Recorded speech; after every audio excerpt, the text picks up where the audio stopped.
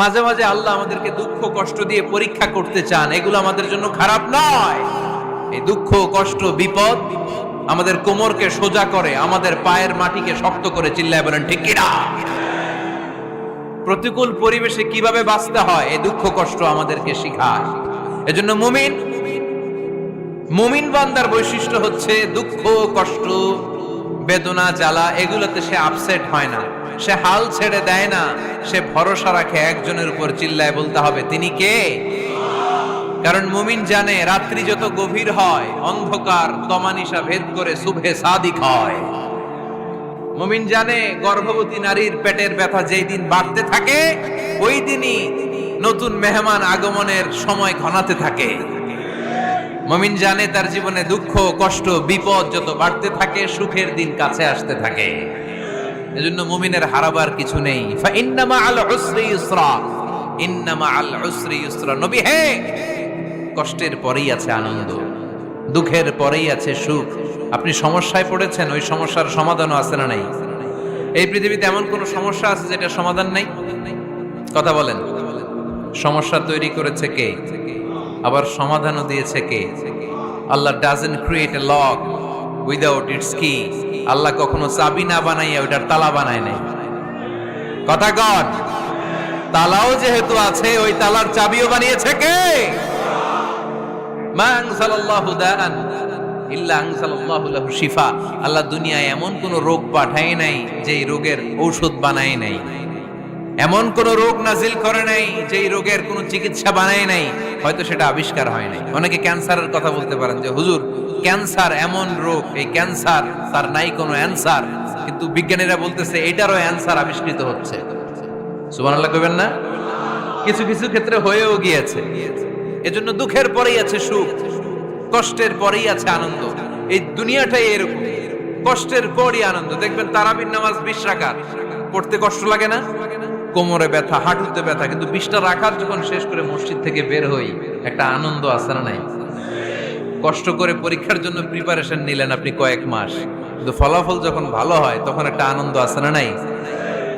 সারাদিন রোজা রাখলেন রমজানে, কি কষ্ট, তৃষ্ণায় গলা ফেটে যায়, কিন্তু ইফতারির সময় যখন রুহাবজা শরবতটা খাই কেমন লাগে?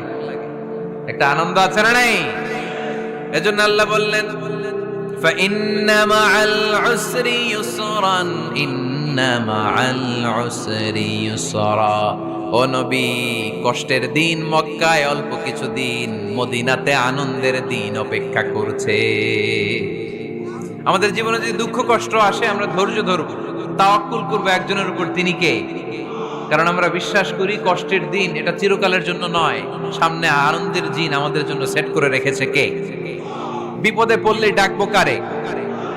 আমাদের অসুস্থতাকে সুস্থতায় পরিণত করে দিতে পারে কে? চাকরির জন্য পাগল পারা, চাকরি নাই, চাকরির ব্যবস্থা করে দিতে পারে কে? বিদেশে যেতে মনে চায়, পাসপোর্ট দিয়ে রেখেছি, ভিসা নাই, ভিসা লাগায় দিতে পারে কে? কিন্তু আমরা দুঃখ কষ্ট বেদনা কিছু একটা হইলেই সবার আগে আল্লাহরে শেয়ার করার আগে ফেসবুকে শেয়ার মেরে দিই। আছে না নাই? আপনাদের ফেসবুক অ্যাকাউন্ট আছে নাকি? কার কার আছে দেখি?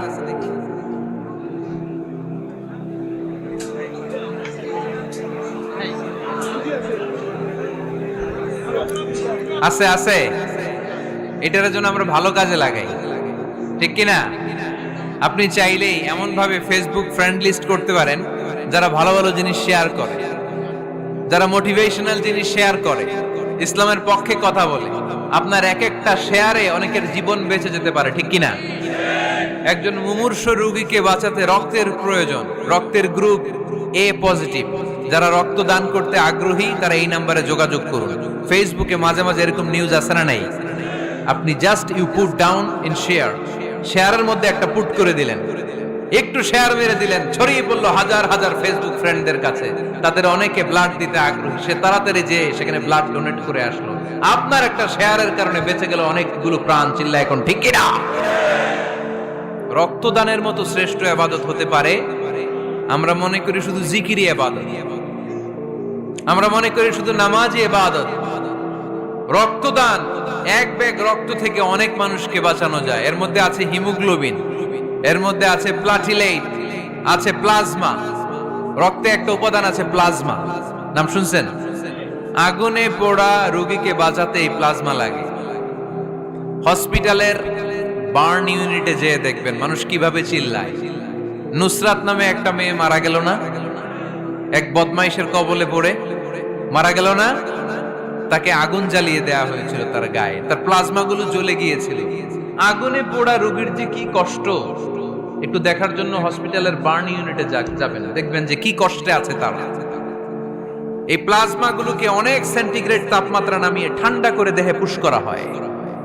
আপনার এক ব্যাগ রক্ত থেকে প্লাজমা আলাদা করা হবে, প্লেটলেটস আলাদা করা হবে, হিমোগ্লোবিন আলাদা করা হবে, শ্বেতকণিকা, লোহিত কণিকা আলাদা করে অনেকগুলো মানুষ বেঁচে যাবে। এজন্য ফেসবুক থাকাটা দোষের কিছু না, তবে ভালো কাজে আমরা ব্যবহার করব, ঠিক কিনা? আপনার ফেসবুক শেয়ারিং আপনার জান্নাতি বানাতে পারে, আর আপনার ফেসবুক শেয়ারিং আপনার জাহান্নামের লাকড়ি বানাতে পারে। চিল্লায় বলেন ঠিক কিনা? So the decision is yours. সিদ্ধান্ত আপনাকে নিতে হবে, আপনি কিভাবে করবেন।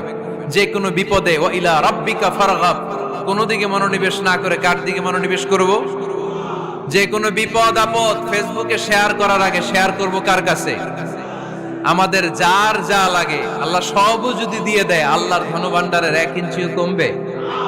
হাদিসে কুদসিতে আল্লাহ বললেন, লাউ আন্না আউওয়ালাকুম ওয়া আখিরাকুম ওয়া ইনসাকুম ওয়া জিন্নাকুম, পৃথিবীর সব জিন, পৃথিবীর সব মানুষ বিশাল মরুভূমিতে দাঁড়িয়ে যদি আমার কাছে চাইতে শুরু করে, আল্লাহ এটা দাও, ওটা দাও, ওটা দাও, আমি আল্লাহ তোমাদের সব চাহিদাও যদি মিটিয়ে দেই, আমি আল্লাহর ধনভাণ্ডারের 1 ইঞ্চিও কমবে না।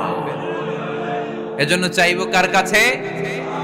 বিপদে আপদে ভরসা করব কার কাছে? আর অবসরগুলোকে কাজে লাগানোর দরকার আছে না নাই? স্বাবলম্বী হওয়ার চেষ্টা করার দরকার আছে না নাই?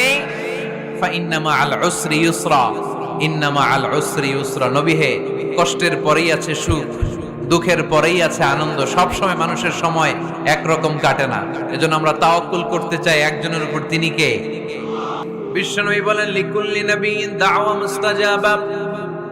এই দুনিয়াতে সব নবীদের একটা করে মুস্তাজাবুদ দাওয়া আছে। আল্লাহ বলেছে, ও নবী, একটা করে স্পেশাল দোয়া করার সুযোগ পাবা, দোয়াটা করা মাত্রই কবুল করে নেব। বিশ্বনবী বললেন, এই পৃথিবীর বুকে যত নবী রাসূল দুনিয়ায় এসেছে, সব নবীরা তাদের স্পেশাল দোয়া দুনিয়ায় করে ফেলেছে, ইল্লা আনা, কিন্তু আমি করি নাই। বিশ্বনবী বললেন, ওয়া ইন্নী আখতাবিউ দাওয়াতি শাফাআতান লি উম্মতি ইয়াউমাল কিয়ামাহ।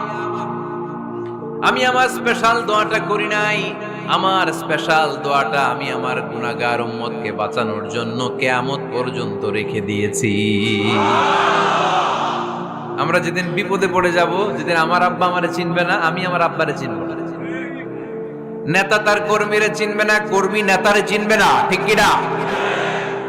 পীর সাহেব মুরিদরে চিনবে না, মুরিদ পীর সাহেবরে চিনবে না, স্বামী তার স্ত্রীরে চিনবে না, স্ত্রী তার স্বামীরে চিনবে না। নবী থেকে শুরু করে, ওলি থেকে শুরু করে, শহীদ থেকে শুরু করে, সবার মুখে একটাই জিকির, ইয়া নাফসি ইয়া নাফসি ইয়া নাফসি।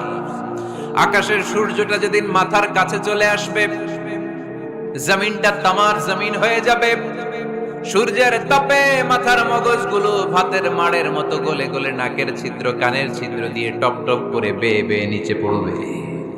ওই কঠিন দিনে কেউ কাউরে চিনবে না। বিষ্ণু বললেন, ওই দোয়াটা আমি দুনিয়ায় করি নাই, আমি বদরের যুদ্ধে মার খেয়েছি, উহুদের যুদ্ধে দাঁত ভেঙেছি, আমি না খেয়ে পেটে পাথর বেঁধেছি। আমি যদি ওই দিন দোয়া করতাম, আল্লাহ দোয়া কবুল করে নিত, জান্নাতি খাবার দিয়ে দিত, আমার মায়ের খাওয়া লাগতো না, তায়েফে আমার রক্ত ঝরতো না, দোয়া করলেই কবুল। কিন্তু ওই দোয়াটা আমি দুনিয়ায় করি নাই, ওই দোয়াটা আমার জন্য, আপনার জন্য, আমাদের জন্য বিশ্বনবী জমা রেখে দিয়েছে।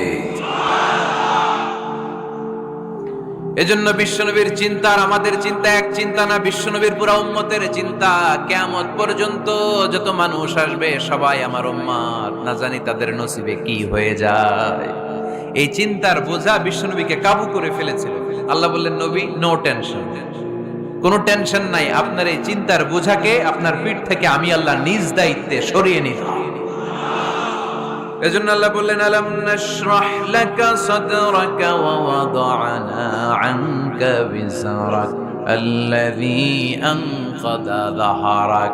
যেই চিন্তার বোঝা আপনাকে কষ্ট দেয়, যেই চিন্তার বোঝা আপনারে পেরেশান করে তোলে, আপনার পিঠ থেকে ওই চিন্তার বোঝা নবী আমি সরিয়ে নিলাম। কি দিয়ে সরিয়ে নিল? কোরআনের আলো দিয়ে। আওয়াজ করে বলতে হবে, কি দিয়ে? বিশ্বনবী মক্কায় দেখতেন মূর্তির পূজা হয়, আল্লাহর ঘরের ভিতরে 360টা মূর্তির পূজা। বিশ্বনবী দেখতে পেলেন দুর্বলের উপরে সবলের অত্যাচার। বিশ্বনবী দেখতে পেলেন নারীদেরকে অত্যাচার করা হয়। কন্যা সন্তান হলে বাবা তার মেয়েটাকে নিয়ে জঙ্গলের ভেতরে ঢুকে কিংবা মরুভূমির ভেতরে যে জীবিত দাফন করে দেয়। ওয়াইদাল মাউউদাতু সুইলাত ওয়াদুল বানাত। বিশ্বনবী এগুলো দেখতেন চারপাশে।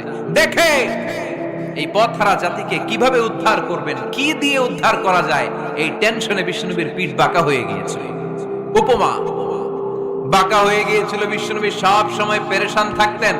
আল্লাহ বললেন, নবী টেনশনের দরকার নাই, হেরা গুহায় এমন একটা নূরের আলো দিয়ে আমি আপনারে আলোকিত করব, যার মাধ্যমে সব পেরেশানি দূর হয়ে যাবে। ألم نشرح لك صدرك ووضعنا عنك وزرك الذي أنقض ظهرك। আপনাকে পেরেশান বানিয়ে দেয় এরকম সব চিন্তার বোঝা আমি আল্লাহ সরিয়ে নিলাম। সুবহানাল্লাহ। আল্লাহ আমাদের সবাইকে কথাগুলো বুঝার ও আমল করার তৌফিক দান করুক। আমরা পড়ি আমিন।